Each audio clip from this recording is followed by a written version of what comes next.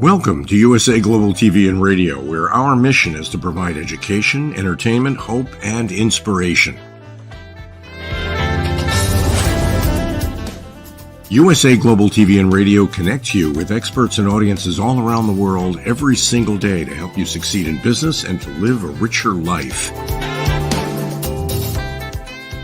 Visit us at usaglobaltv.com to learn about career and life-changing training and mentoring programs like the Listening Mentor. Subscribe to our newsletter to stay informed about our special programs and offers. Discover how you can become a guest on one of our shows or a host or producer of a USA Global TV and Radio show of your very own.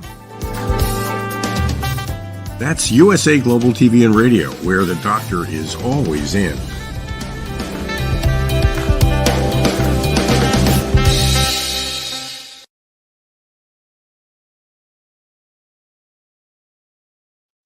Howdy, y'all. This is Red Laughlin. We're on the Corner Bookstore today on the USA Global TV and Radio Network. Murder, mayhem, mystery, western, romance, lots and lots and lots of categories and lots of series for our new author today. Not a new author. She's an author that's been very experienced in writing for a while. But Ann Charles, please join us. Hi. Thanks for having me on. Ann is a USA Today best-selling author, along with many other awards. She's written many books and has series of books. I was preparing for the show, and whoa, wow, that's interesting. Oh, something else. So, anyway, I'm super happy to have you here today. Great smile, by the way. Oh, thanks. Always good to have that on TV. Anyway, when did you figure out you were really a writer? It was not until my, mid-20s. I had a lot of things I wanted to do. And even in my mid-20s, I didn't really think, oh, I'm going to be a writer now. I just always loved books, since a kid, reading all the time. And it was in my mid-20s when I was reading a book and I didn't love the ending. It was a good ending. I just wanted more. So I thought, well, if this is, how you feel, why don't you try writing your own ending to what you want, and so I did that. And then that expanded to, why don't you, try writing a book that you would like to read? And it just kept growing to, oh, maybe I should just try writing, books for a living. But at the time I was working many other jobs and toward the end, including a technical writer. So work came first, and then I would come home at night and spend time with the kids. And then after everyone went to bed, I would work on the books and trying to, write story and learn the craft and learn all about marketing. And I kind of had, two jobs there for a while. Full time was writing at night and writing in the day at work. What did you write in the day at work? Oh, it was so exciting. It was technical writing for software for banking, I guess, banking software. So, everything about how to use the software to make deposits. I mean, all kinds of banking stuff I didn't even know existed. So it was just riveting. And I used to joke with my boss, because one of the customer service reps would say, hardly anybody reads these books anyway that we do for work. And I said, I think I'm going to start adding, I'm going to kill someone on the page. Maybe I'll insert a sex scene into the tech doc and see if anybody noticed that in the books. And she would be like, don't you dare. Please don't you dare. So she always made sure to read my, books before they went live, the tech docs and the tech books, but we'd have fun with it. So it was quite a different thing than what I wrote at night. I had a situation once where I wrote something like that just to see if somebody's going to read it. I gave it to my boss, ended up with the Department of Energy. And then I was in a meeting and they say, why did you put this in this?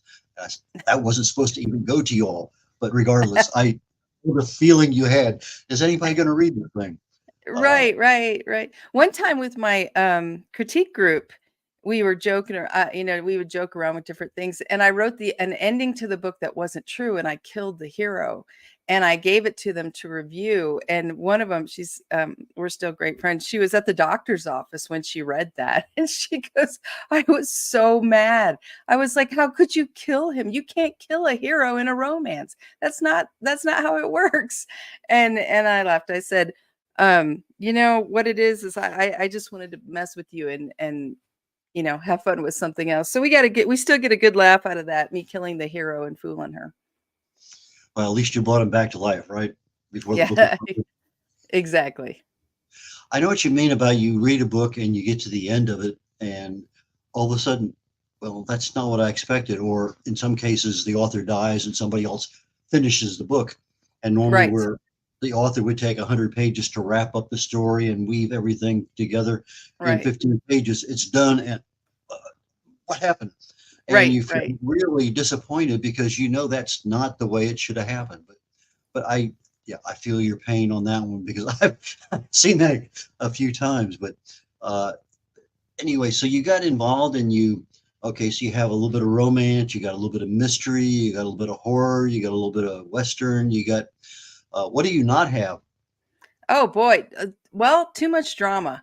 Um, my daughter loves drama shows and TVs and movies, and that's of course there's some drama on the page. You can't not, most books have a little bit, but I'm just that's not my cup of tea. I like the mix of, like you said, supernatural horror, excitement of adventure on the page, just all mixed together. And when I first started, I started trying to write romance, and I just struggled with that because there's a lot of emotion and a lot of, that goes on. Emoting is a big part of the book.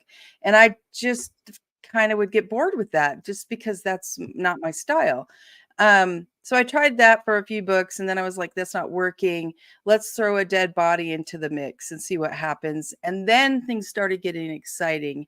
Later on, I added adventure, which was a lot of fun, and thought, let's try supernatural and see what happens with some of that. And that really got exciting for me. So I really kind of fell into the multi-genre.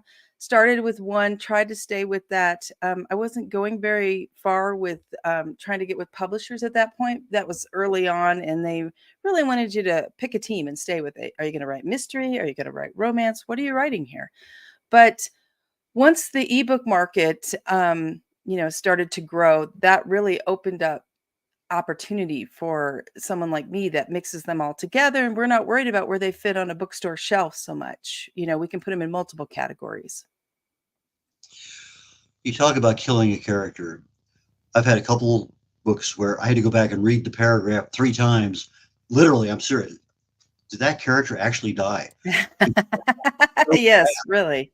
It happened so fast. I could not believe it happened. Number one, but number two, I'm through three sentences and that character doesn't exist anymore. And I was emotionally involved in that character up to that point in time, and it just really shook me emotionally because something happened. So when you kill a character, is it spontaneous or is it something that you lead them down the road that there's danger and there's a possibility, or how do you handle killing a character?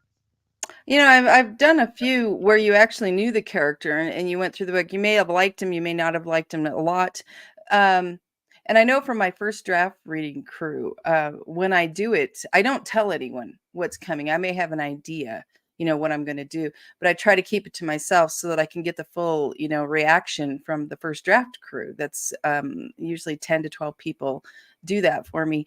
And I do know from them, it's usually pretty shocking. They didn't expect that to happen. And the first time, I had written, like I said, some romances and tried that. And then some of these readers have been with me since the start. And the first time I killed one of the villains, a sub-villain kind of, on the screen, on the page, I think of it as the screen in my head. He was, the reader was just, he goes, I'm shocked. I was just like you. He had to go back and read it a couple times, realizing, you really killed him. I said, yeah, that's not me though. I really didn't. It wasn't me. I'm just the author, but it happened. So I don't do it a ton.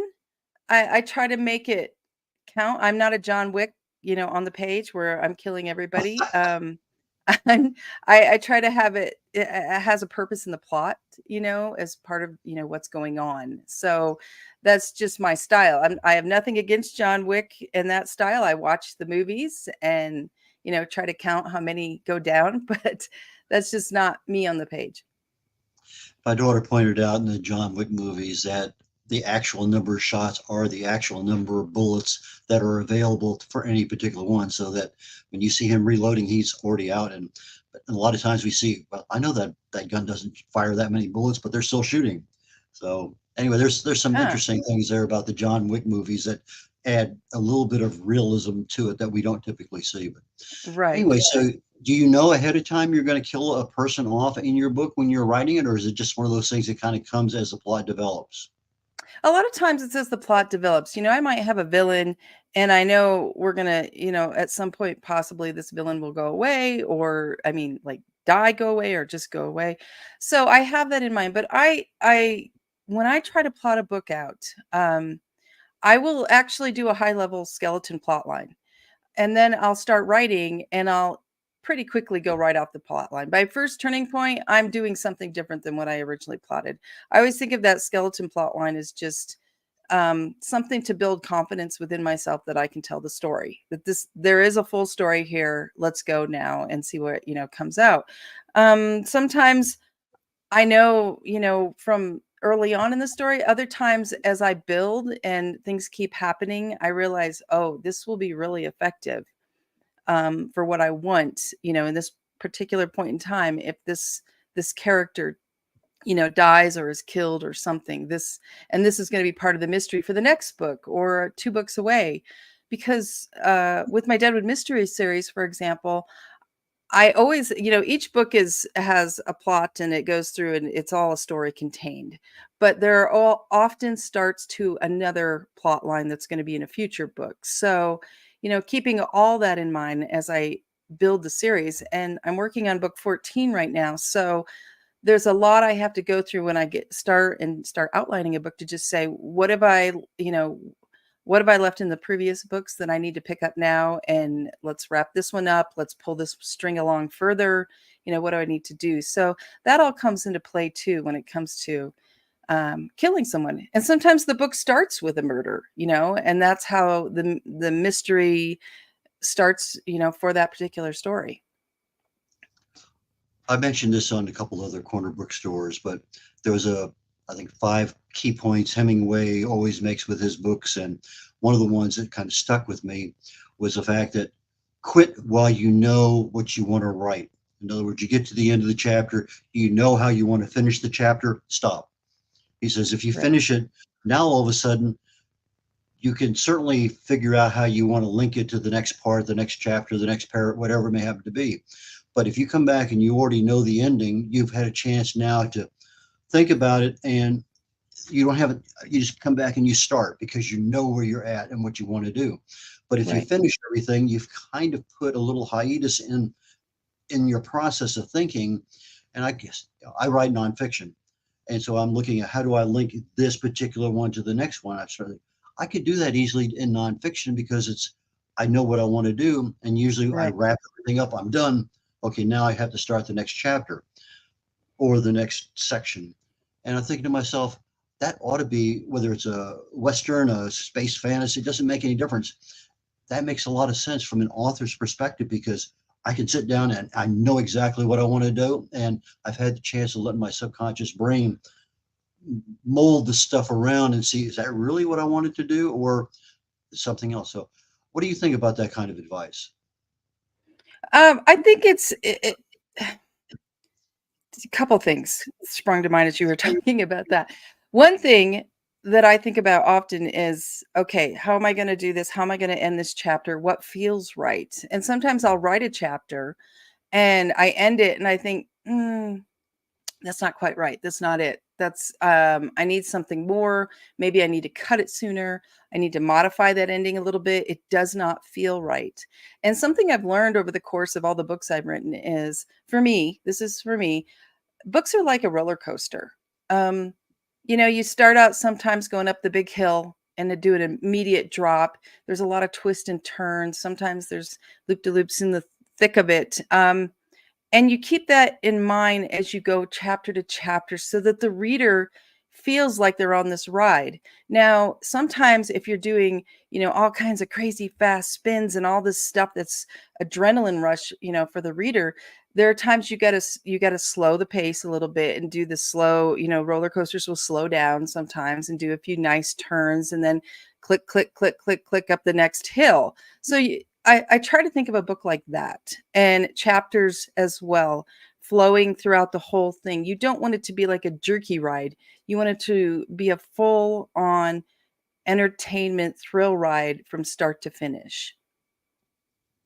What you said is very critical, because I know from a lot of webinars, seminars I've gone to, they don't want you up here the whole time at the top of the roller coaster and turning, because you Right. have so much emotional involvement in it, and you never have a chance to kind of come down a little bit and relax and get back into the storyline.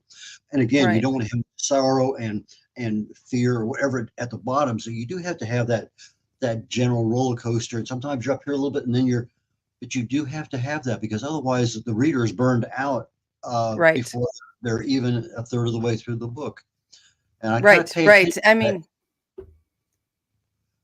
I pay attention yeah. to that when I'm reading. I'm up here, and especially on some spy thrillers and whatever, they just never seem to get out of the action mode. And here I am 20 pages in, and I'm up here the whole time. So that's a skill that really takes attention to develop and know how is your reader going to respond. And I think that's super important. I commend you on that, because that's a very critical part of the writing. And to be clear, that's not something I started out of the gate knowing.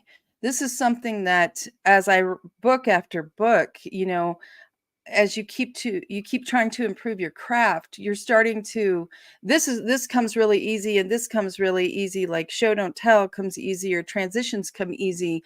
Now you start to step back and go, let's look at the whole structure as I'm writing this. And that, to me, for me, I should say, is something that came with experience, and then came also with each book.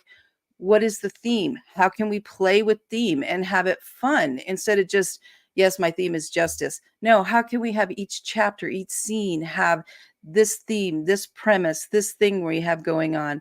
And I love to sprinkle humor throughout, because I find that whether you're at the height of a thrill or in a sequel where we're really going deep into point of view, humor is a really good bridge for all of that to smooth it through.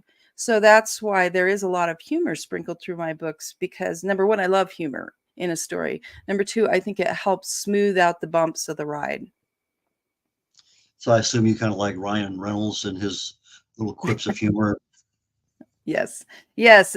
All those actors that have those little bits of humor, I just love it. It can take a great story for me and make it so much more colorful and fun. You have a couple books over there just behind you. Why don't you pull those up and let's talk about those a minute? You put Okay. them on the table? Yeah, these are the latest two from these two series. I have a Deadwood prequel series that I write with my husband, Sam Lucky. And then this is the main Deadwood contemporary series that I write. And that's the one I'm working on, book 14. We're working on book 7 of this. So they go together, they share a world. They're just separated by time. And what's really fun with having the two like this is that there are characters that are alive in this book that are now, supernatural ghosts in this book. There's characters that are alive in both because they're not human. So we can really play with mixing the two worlds. And if you like them both, I would say, it's exciting for the reader, because you go, oh, there's so and so back then, and here's this, and ooh, who is this now? Did this person, what happened to them? Where are they now? Is this ghost? And it makes it, I think, a richer experience for the whole Deadwood series worlds. So your dead character is back alive in a new book. It depends on the character. It depends Okay. if they're human, and what they are and what can happen. That's the joy of supernatural. You can play with all that.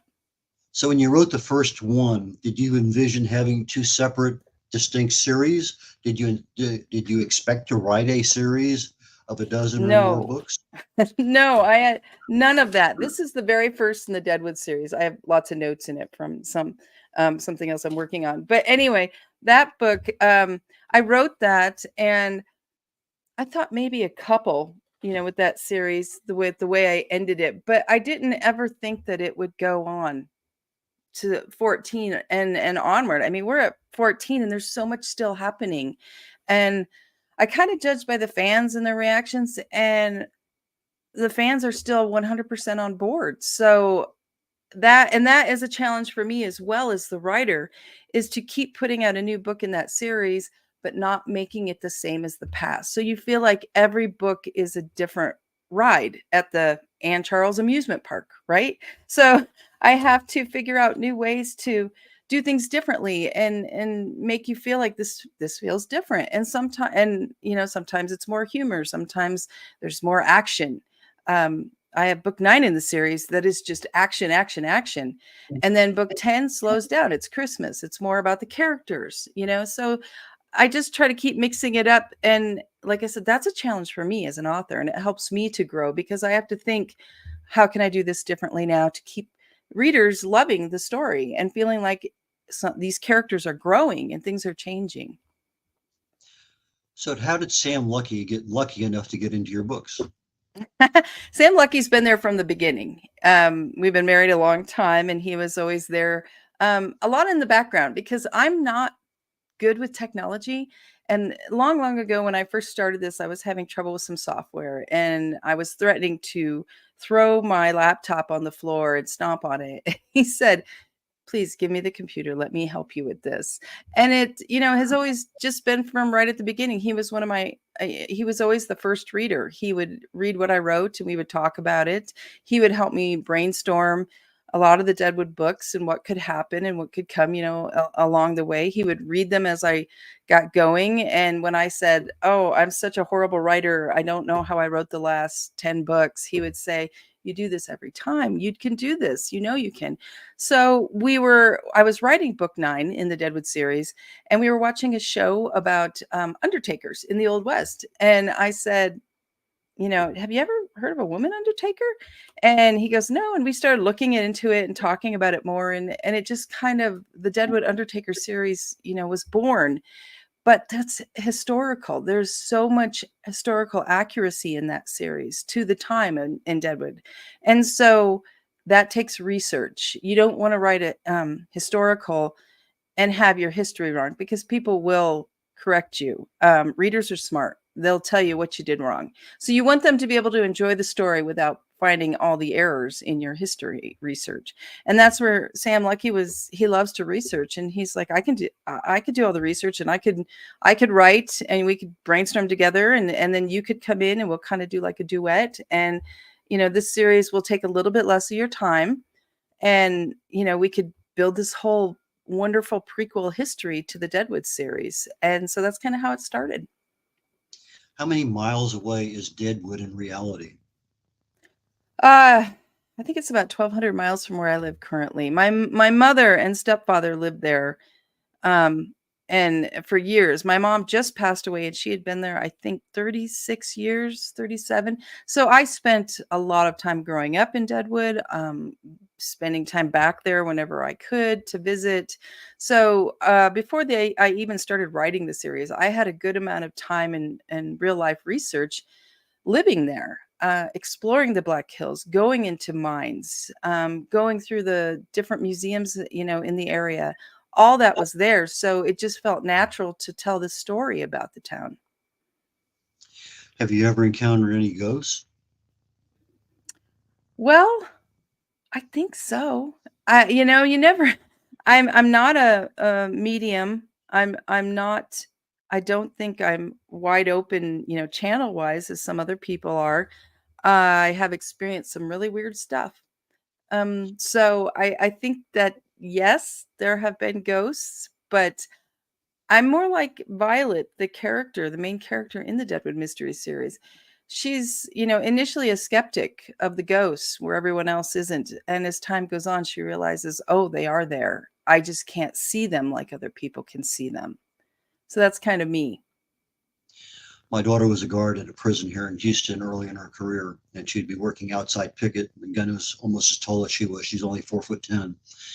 And there was I want to say George is the name of the ghost that everybody knows there. And George loved to play with her blonde hair. And she'd feel somebody pulling on it, turn around, there's no one there.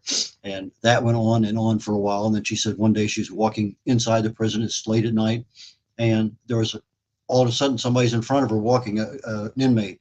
Ooh. Walks right straight through the wall. Oh, wow. So anyway, I guess prisons are probably a place where ghosts have a home, so to speak. But since you happen to have dead character, or you have supernatural or whatever, I was just kind of curious if that had lent part of your writing to something you experienced. There's just been so many things throughout my life, and lots of stuff in Deadwood are said to be haunted. I mean, I every other building, you hear about this happens, there's ghosts, there's this, because it's an old town. It's been there for well over a century, um, almost a century and a half. So, of course, there's all kinds of characters, and it's also a town with a lot of violence in the past, because of the gold mining and the early years when everyone's jockeying to get in there and make their money, and people died from starvation, from disease, from all kinds of stuff. You know, gunfights, what have you. So I if there are ghosts out there, I would not doubt that Deadwood is just filled. The streets are filled with them. Can I see them? No, but I know a lot of people that have experienced like what you talked about there. And I always say, I'd like to see a ghost full on, but then I don't think I would because I think that would just really freak me out. So maybe the reason I don't see them is because it's a self-protection thing. So I can Uh, keep writing these scary, bits of scare late at night like I do and not freak out. uh, One of the interviews I looked at doing some research for today's show, question was asked, um, what do you wish you knew earlier that you know now, or something along those lines? In other words, you've written a couple dozen books, you've become successful. What are some of the things that you wish you had known earlier that you could pass on to other authors that are starting their careers now, as to, hey, this is pretty important and I learned a lot from it, or this saved me a lot of time, uh, whatever it may happen to be? Because I also want to get into that word experiment that you've used too. So maybe you want to bring both of those into the answer. But anyway, I thought that was a really good answer to your question. I wanted you to share that with my audience. Boy, I wish I could remember exactly what I said then. Well, I was afraid. But you said It's you're talking about the experiment of, you do something and it's not that you're failed, but you mm, had the mindset that you learned from it and you're able to address things better, faster, easier because of those learning and not failures. right, experimentation. So I've often felt like I'm a mad scientist in this gig of writing. So much of it, especially with marketing, but also with story, is an experiment of let's try this, let's see how this goes. In the writing world, the experiment of trying different characters, different stories, and different styles of story. Which one, is a bigger hit than which one do people love the most? Did they like the one with more action? Did they like the one with a little bit more characterization where they were, it was more emotional and about the characters rather than the outsiders, the creatures, the what have you. So in story world, you can experiment with that, and I often do, especially with plot and, like I said before, using different themes and trying all that out to see which book is better, which book lands better. And it might not be what I think that I love to write. It might not be that book. It might be another book that I wasn't sure how this was going to go, and it's a big hit. So that is something I'm constantly playing with. And I think as well, that's useful in keeping each story feeling different so that it's not the same formula every time that we go through. Things feel different as you read them to make the whole world feel richer. Because every time you go see your cousins or your sister and their family, what have you, it's usually different. It's not the exact same feel. It's some new crazy thing or some new exciting thing, right? Or some new boring thing, whatever. So that's within the books. And then there's experimenting with marketing and promotion. And that's huge because you can invest your money in so many different ways to market your book these days. It's just overwhelming. And then there's social media on top of it. And where do I put my money? Where do I put my time? And you're going to have to put a lot of time into that part, easily 50% of your time. If unless you have this amazing publicist and who does everything for you, but then you're paying out the nose because a publicist, take money and work, they do a lot of work too for you. But I like to try new things, whether we longtime fans will laugh still about the drunken magnets. And what that was one night I was finishing up a book. I was celebrating. I needed to make some promotional, items for the book with the cover. And I made these magnets with the cover and I put a little line of text at the bottom, and it was grammatically incorrect, but in my inebriated state, I did not realize that. And I ordered 200 and I got them in the mail and I went, oh, do not drink and make promo, pieces. So I had 200 magnets and I said to my readers, this is what I did. Who wants a drunken magnet? And I went through those magnets like boom, gone, because everybody wanted the drunken magnet to laugh with, laugh about with me. So that was an experiment. It taught me, even when I screw up a promotional item, people like it because it's unique. It's not perfect. And that makes me, I think, more real to them. And I am real. I mean, I've had so many wonderful readers write to me, and then I'll write them back and they'll be like, I didn't expect you to write back. You're so kind. You're like a real person. It's like, yeah, what the things life hits me with certainly feel like I'm a real person. Right. So it just lets your readers know you're there. You're just like them. You trip and stumble walking down a perfectly level, hallway. You're the same. And that really builds a relationship type of thing between you and the reader. And what I like to think of as part of relationship marketing. And that's where I'm strongest, is working with people, talking to people, learning about them. I find their lives really interesting, and so just communicating and going back and forth is a lot of fun for me. And that was something I learned as well. I had no idea before I started this that I would like talking to people so much. That makes me sound kind of weird, but I just didn't know that was what I do well. And it kind of fills me back up a lot of times. I noticed one of the things that you do, I haven't seen it on too many other authors' websites, is that you have a quiz for your books, for your readers. And I Right. thought that was kind of neat. So, what kind of response have you gotten back from that? Obviously, you've continued this quiz with other books, so there has to be Yes. some level of Well, success. what we did was during COVID, I believe the early days of COVID, um, I started getting online more because I couldn't go do book signings and go see people as well. So with the help of one of my readers and friends, we would come up with questions for each book and do these quizzes and put them out there. And then I would go online and go through the questions and answers.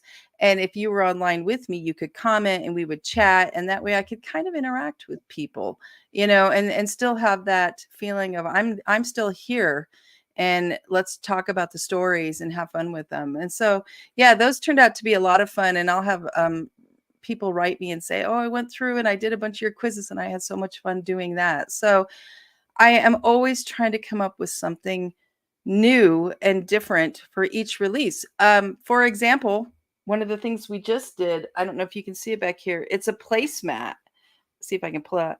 We did a placemat and it's front and back for the new book release. I can never do this backwards. But anyway, laminated the whole thing just like a placemat, like you'd have, you'd get to see when you're going to a place as a tourist. I have plenty of those around my house because I love to pick those up and use them for my writing desk, to put my cups of water on. So if they spill or, it's just instead of a coaster, I use these placemats. And so we did that, and you could win them if you come to the book signings. I have one in October in Ohio, and I'll have a bunch of those placemats that if you buy a book, you get a placemat for free, and it's all autographed and everything. So I'm always trying to find something new and different. Purple boot behind me, that's a plastic cup with a straw. One year we did those for the fan parties we have in Deadwood and gave everybody who came as part of the door prize a purple boot cup with Ann Charles, on it. So I'm always on the lookout for something new and fun to share with readers. You had mentioned earlier in one of your interviews that about 50% of your time is writing and about 50% of your time is marketing and other business related things. Is that still about the same? Yes, unfortunately. I was just saying this morning to my husband, "Oh, I wish all we did was write and tell stories and send them off, and just keep writing and not do the other part." Just because it's not like I said, I enjoy, talking to fans and readers and interacting, but there's something for most creative people that when you're in the zone and you're creating, whether it's art, story, whatever you do, um, it like refreshes your brain. It makes you feel alive. It fills your heart. You just feel so happier, so much happier. Brings you back into harmony, if you will. And it's I just love that feeling. And so that's something I wish, I could be in that more instead of spending a lot of time doing bookkeeping, which is a big part of it too. When the more you grow, the more different costs come into play for all the marketing you're doing, and someone's got to do your bookkeeping. And I do have help. My sister is my bookkeeper, but I have to go through first and tell her all the different things I'm doing so she knows where to put it on the books. But anyway, that always takes up time, and I always do a lot of grumbling during that time online. And my accountant gets a kick out of it too. She'll be like, "Get those books done." Yep. Is there anything that I should have asked you that you were hoping to tell the world today? Um, well, not really. I mean, one of the things that's always kind of fun to know in the background is that my brother is the artist that does the illustrations within each book. We have illustrations in almost all the stories, and he also does the cover art. He does the actual pen. I don't know if he's using colored pencils, I guess, on paper art.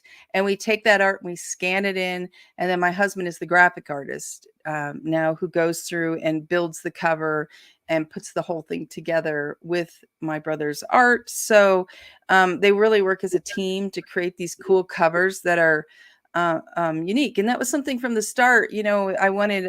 I didn't want to use stock art if I didn't have to. I wanted to have some original covers that would look different from, some of the other books out there. And because of my brother and my husband and other graphic artists in the past who also worked with me, that has happened. And I love that because I think it gives our books a look and a feel. And oh, this is Ann Charles, or this is Ann and Sam's book.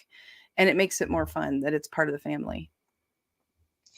How do people get in touch with you? How do they get your books? Anything going on in the near future you want to share with the world? AnnCharles.com. That is the easiest way to reach me. You can contact me via email. You can find me on through the contact, I think it's connect actual menu, where it lists all the different places that I'm at online. So that's one of the easiest ways to get through to me. Just start there. And you can also see all the books there, and there's links to where to buy them, and you can read reviews when you go to those links. So that's really the starting point for everything. All these books are ebook, print book, and almost all are audiobooks. We still have one of the newest ones to get on audiobook, but they're out there available. And you can always contact me and ask if you're having trouble getting one, how to get one, and I can lead you to the right place as well. And I also, you see the stack of, it's over here, books behind me.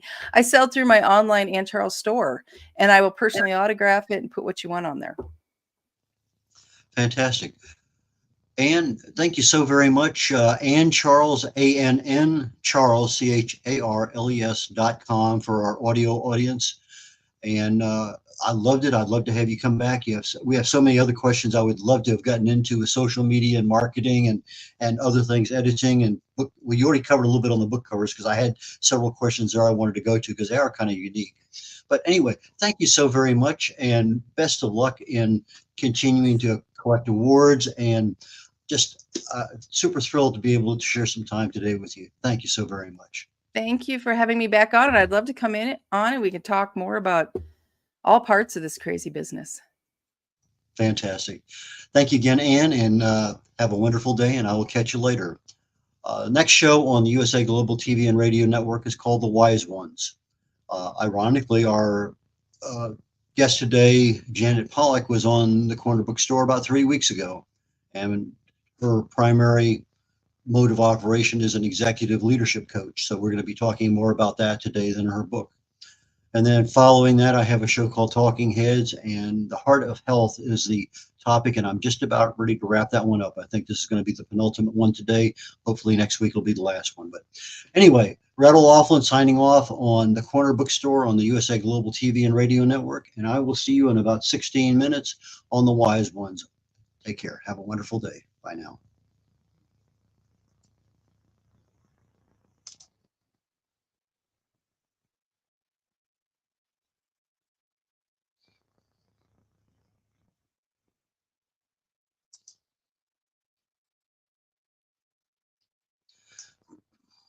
USA Global TV and Radio proudly presents our partner and sponsor, Mr. Philip Sykes and the British School of Excellence, building confidence, changing lives.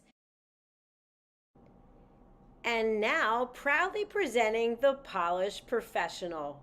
On a transformative journey with the British School of Excellence's comprehensive suite of masterclasses, crafted to elevate your professional and personal life. 8 outstanding modules will elevate you to the next level. Module 1, Exploring Life's Purpose, delves into the depths of self-discovery, guiding you to chart your unique path to fulfillment and success. Module 2, Mastering Professional Presence and Confidence. This masterclass is a deep dive into the art of self-assurance and commanding presence, which is essential for standing out in today's competitive landscape. Module 3, Learn the secrets of visual impact, how to curate a personal style that amplifies your professional brand. Module 4, Mastering Professional Etiquette and Communication Excellence, navigating the nuances of corporate interaction with grace and tact. Module 5, Elegance in Eloquence. We impart powerful techniques to captivate and persuade any audience with your oratory skills. Module 6, Unlock the potential of your emotional intelligence, EQ, and harness the ability to connect, empathize, and lead with emotional savvy. Module 7, Mastering DISC, building a gateway to understanding behavioral styles, fostering better personal and professional relationships. Module 8, Mastery in Dining Etiquette, building your confidence to perfect the subtleties of dining with finesse, enhancing your social savviness at any table. Step into the Polished Professional program where poise, elegance, and excellence aren't just taught, they're instilled for life. Join us to redefine your potential and polish your professional edge. To learn more, go to thebritishschoolofexcellence.com. The British School of Excellence are investors in people. Let us invest in you.